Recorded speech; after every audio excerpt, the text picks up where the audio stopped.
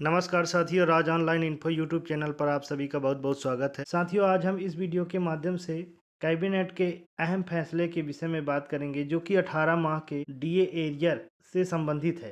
साथियों, वीडियो शुरू करने से पहले आपको बता दें, अगर आप हमारे यूट्यूब चैनल पर नए हैं तो प्लीज़ हमारे चैनल को सब्सक्राइब जरूर कर लें और ऊपर दिए गए बेल आइकन को क्लिक कर नोटिफिकेशन में ऑल कर लें ताकि कोई भी नई वीडियो अपलोड होने की सूचना आपको नोटिफिकेशन के माध्यम से सबसे पहले मिले। और वीडियो अच्छी लगे तो वीडियो को लाइक करें, कमेंट करें और शेयर करें। साथियों, आपको बता दें कि हमारे यूट्यूब चैनल पर कर्मचारी और कर्मचारियों से संबंधित विभिन्न प्रकार की सूचनाएं जैसे डीए, डीआर, क्रमोन्नति, पदोन्नति और विभिन्न प्रकार की समय समय में वेतनमान के संबंध में जानकारी वीडियो के माध्यम से सबसे पहले दिया जाता है। तो साथियों, आपसे निवेदन है कि हमारे यूट्यूब चैनल के साथ बने रहें और चैनल को वॉच करते रहें। तो चलिए साथियों, शुरू करते हैं आज का यह महत्वपूर्ण वीडियो। कैबिनेट बैठक में फैसला, 18 माह के डीए एरियर पर सरकार का यू टर्न, डीए और डीआर में की वृद्धि।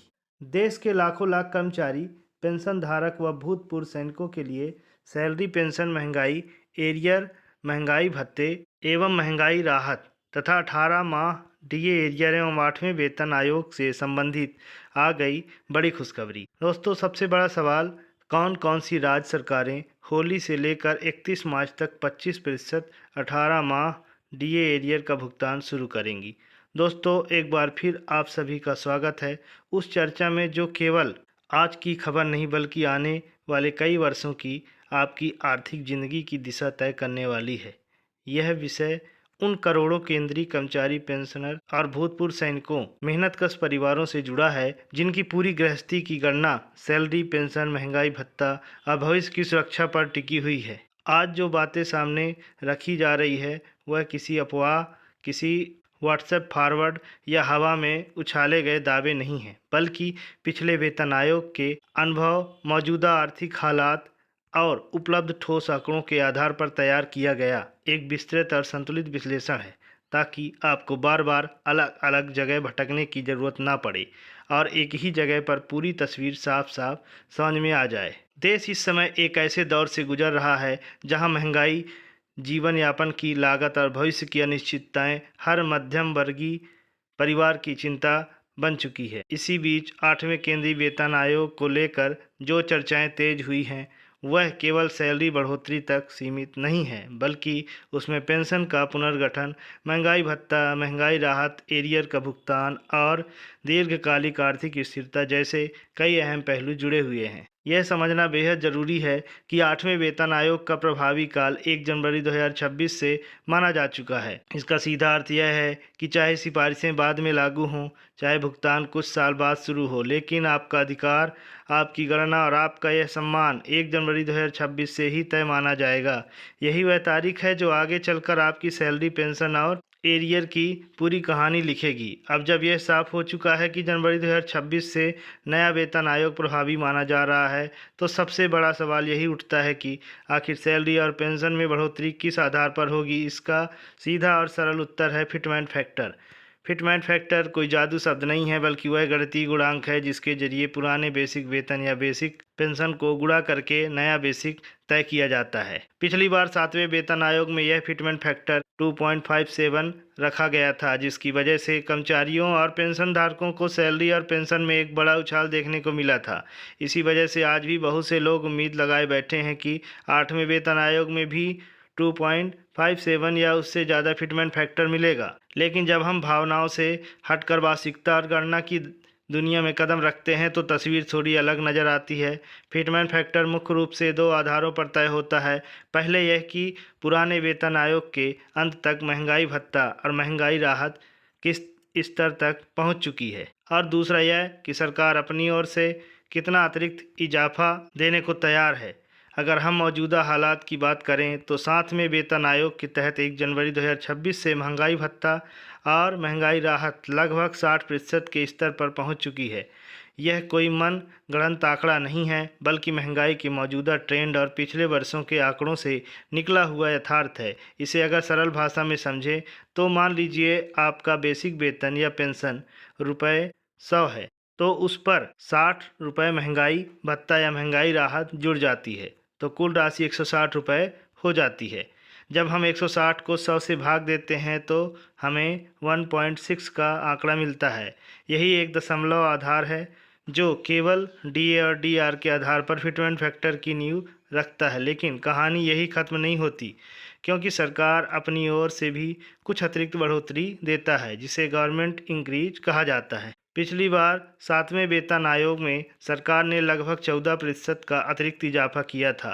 उस समय भी कर्मचारियों की अपेक्षाएं काफ़ी ऊंची थी, लेकिन अंततः जो फैसला आया वह इसी के आसपास रहा। आज की परिस्थितियों में जब सरकार पर राजकोषीय घाटे का दबाव है, बड़े पैमाने पर सामाजिक योजनाओं पर खर्च हो रहा है और आर्थिक संतुलन बनाए रखना एक बड़ी चुनौती है, तब ये उम्मीद करना है कि सरकार 40 या 50% का अतिरिक्त इजाफा कर देगी ज़मीनी हकीकत से काफ़ी डर लगता है। इसलिए अगर एक यथार्थवादी और संतुलित अनुमान लगाया जाए तो सरकार की ओर से लगभग 20% का अतिरिक्त इजाफा मानना ज़्यादा व्यवहारिक प्रतीत होता है। हम इस 20% को गणना में जोड़ते हैं तो तस्वीर और साफ हो जाती है।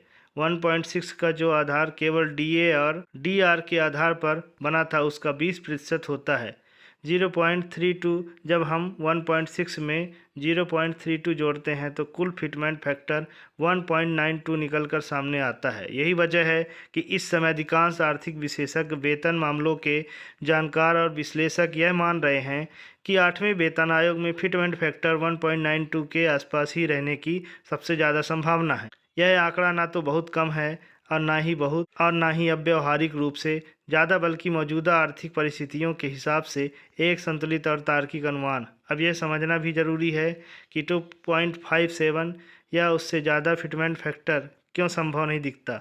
इतना ऊंचा फिटमेंट फैक्टर तभी संभव होता जब या तो महंगाई भत्ता और महंगाई राहत का स्तर बेहद ज़्यादा होता, या फिर सरकार अपनी ओर से 40% से 50% तक का अतिरिक्त इजाफा करती, या फिर वेतन आयोग की संरचना में कोई बहुत बड़ा और क्रांतिकारी बदलाव किया जाता, जैसे फैमिली यूनिट सिस्टम में आमूल-चूल परिवर्तन। मौजूदा राजनीतिक और आर्थिक माहौल में ऐसी किसी बड़ी क्रांतिकारी घोषणा की संभावना बेहद कम नज़र आती है। इसलिए भावनाओं से हटकर अगर यथार्थ की बात करें तो 1.92 का फिटमेंट फैक्टर ही सबसे ज़्यादा व्यवहारिक और संभावित दिखाई देता है। अब जब फिटमेंट फैक्टर की तस्वीर साफ हो चुकी है तो इसका सीधा असर पेंशन पर कैसे पड़ेगा, यह समझना बेहद ज़रूरी हो जाता है। खासतौर पर भूतपूर्व सैनिकों और रक्षा पेंशन धारकों के लिए उनकी पेंशन लास्ट पर ड्रोन के 50% के आधार पर तय होती है। इसलिए फिटमेंट फैक्टर का प्रभाव वहां और भी स्पष्ट दिखाई देता है। अगर हम 7वें वेतन आयोग के आंकड़ों को आधार मानकर 1.92 के फिटमेंट फैक्टर से गणना करें तो पेंशन में होने वाला बदलाव किसी भी तरह से छोटा नहीं है। उदाहरण के तौर पर अगर किसी सिपाही की पेंशन 7वें वेतन आयोग के तहत लगभग 23,000 रुपये के आसपास है तो 1.92 का फिटमेंट फैक्टर लगने के बाद उसकी पेंशन लगभग दोगुनी होकर 44,000 के आसपास पहुंच जाती है। इसी तरह एक नायक जिसकी पेंशन लगभग 25 से 26,000 रुपये के बीच है, उसकी पेंशन बढ़कर करीब 49 से 50,000 के स्तर पर पहुंच जाती है। पेंशन लास्ट पे ड्रोन के 50% के आधार पर तय होती है, इसलिए फिटमेंट फैक्टर का असर पेंशन पर साफ दिखता है। अगर 7वें वेतन आयोग की पेंशन पर 1.92 का फिटमेंट फैक्टर लगाया जाए तो बढ़ोतरी मामूली नहीं रहती। 23,000 रुपये की पेंशन बढ़कर लगभग 44,000 हो सकती है। नायक की 25 से 26,000 की पेंशन बढ़कर 49,500 के आसपास पहुंच सकती है। हवलदार की मौजूदा 26 से 27,000 की पेंशन 8वें वेतन आयोग में करीब 51 से 52,000 तक जा सकती है। नायब सूबेदार की लगभग 29,000 की पेंशन बढ़कर करीब 56,000 और सूबेदार की 34 से 35,000 की पेंशन करीब 66,000 तक पहुंचने की संभावना बनती है। इससे साफ है कि 1.92 का फिटमेंट फैक्टर भी पेंशन में बड़ा फर्क डालता है और लाखों परिवारों को मजबूत सहारा दे सकता है। एरियर को लेकर भी स्थिति स्पष्ट है, 2028 में लागू हो, लेकिन गणना 1 जनवरी 2026 से मानी जाएगी। यानी 2026 और 2027 का पूरा अंतर एरियर के रूप में मिलेगा, जो करीब 24 महीने का होगा और एक मुश्त खाते में आएगा। महंगाई भत्ता और महंगाई राहत भी राहत देने वाले हैं। 1 जनवरी 2026 से DA और DR 58% से बढ़कर 60% हो चुके हैं। मार्च में इसका औपचारिक ऐलान होगा और जनवरी फरवरी का अंतर एरियर के रूप में मिलता है। तो कुल मिलाकर 8वें वेतन आयोग के तहत बढ़ी हुई सैलरी व पेंशन मिलेगा। दोस्तों अब 18 माह एरियर को लेकर ताज़ा अपडेट प्राप्त हुआ। लेटेस्ट अपडेट अनुसार 18 माह को लेकर मामला कोर्ट में लंबित है और लगातार सुनवाई जारी है। पश्चिम बंगाल मामला सुप्रीम कोर्ट ने हाल ही में फरवरी 2026 पश्चिम बंगाल सरकार को अपने कर्मचारियों और पेंशन भोगियों को 18 महीने के बकाया DADR का 25% हिस्सा 31 मार्च 2026 तक भुगतान करने का आदेश दिया है। केंद्र सरकार का मामला केंद्रीय कर्मचारियों के 18 महीने के DA एरियर जनवरी 2020 से जून 2021 पर केंद्र सरकार से फिलहाल कोर्ट ने एरियर भुगतान का बजट पेश करने का आदेश दिया है। विभिन्न कर्मचारी संगठन इसे लेकर लगातार मांग कर रहे हैं, लेकिन वर्तमान में इस पर सुनवाई जारी है। तो साथियों, उम्मीद करते हैं कि 18 माह DA एरियर और सभी कर्मचारी और पेंशनरों का 8वें वेतन आयोग से संबंधित फिटमेंट फैक्टर से संबंधित विभिन्न प्रकार की जानकारी हमारे द्वारा आपको जो दी गई है वह आप सभी को पसंद आया होगा और उम्मीद करते हैं कि सरकार इन बिंदुओं पे जल्द से जल्द काम करेगी और सभी कर्मचारी और पेंशनरों को आर्थिक न्याय जरूर देगी। तो साथियों, मिलते हैं अगले वीडियो के साथ। तो साथियों, वीडियो अच्छी लगी है तो वीडियो को लाइक करें, कमेंट करें और वीडियो को शेयर भी करें। और हमारे YouTube चैनल पर नए हैं तो प्लीज़ हमारे चैनल को सब्सक्राइब जरूर करें और ऊपर दिए गए बेल आइकन को क्लिक कर नोटिफिकेशन में ऑल कर लें, ताकि कोई भी नई वीडियो अपलोड हो जिसकी सूचना आप सभी को नोटिफिकेशन के माध्यम से सबसे पहले मिले। मिलते हैं ऐसे ही इन्फॉर्मेटिव वीडियो के साथ फिर से। तब तक के लिए बहुत बहुत धन्यवाद। जय हिंद।